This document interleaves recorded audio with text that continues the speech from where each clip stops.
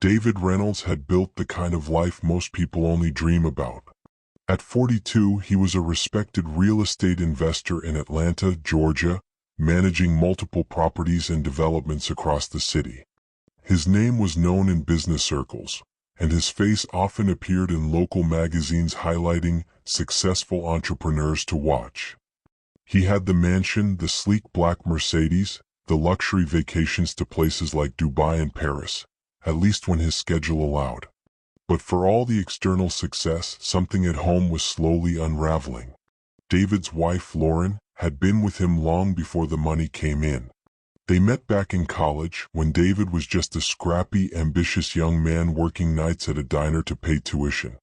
Lauren loved him not for what he had, but for who he was, a dreamer with a stubborn will to make something of himself. The early years of marriage were filled with laughter and simplicity. They lived in a tiny apartment, took road trips in an old Honda, and dreamed together about the future. Lauren always believed that once David made it, life would only get better. But she didn't realize that the higher he climbed, the less she would see him. By the time David hit his 40s, his days started before sunrise and ended long after midnight. Phone calls, meetings, deadlines, there was always one more deal to close, one more investor to impress. He promised Lauren that all the long hours were for them, that one day he would slow down.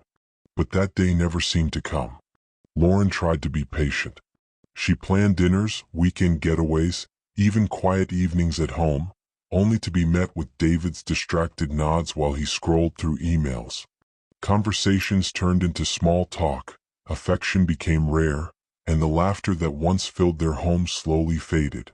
Loneliness crept in heavier each day. At her job as a marketing consultant, Lauren grew close to a colleague, Marcus. He was kind, attentive, and most importantly, present. At first he was just a friend she could vent to.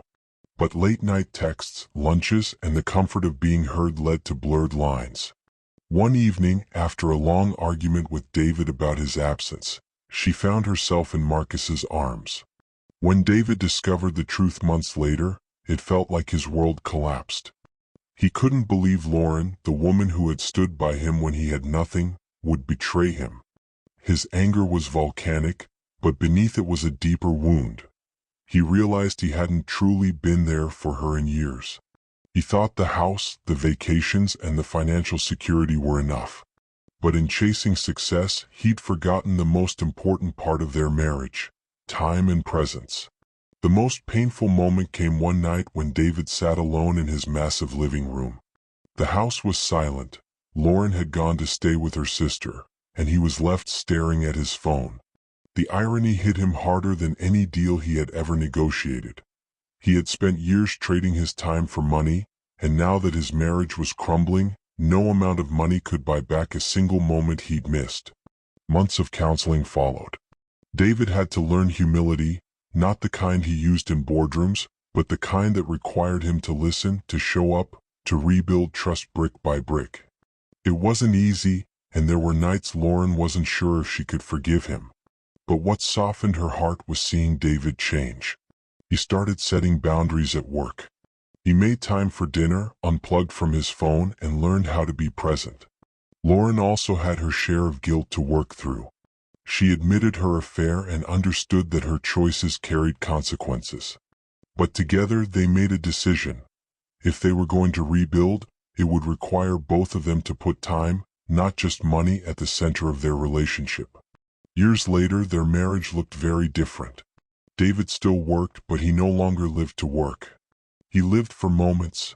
Cooking dinner with Lauren, long walks in the park, spontaneous weekend trips, or simply sitting in silence with her, fully there. Life lesson.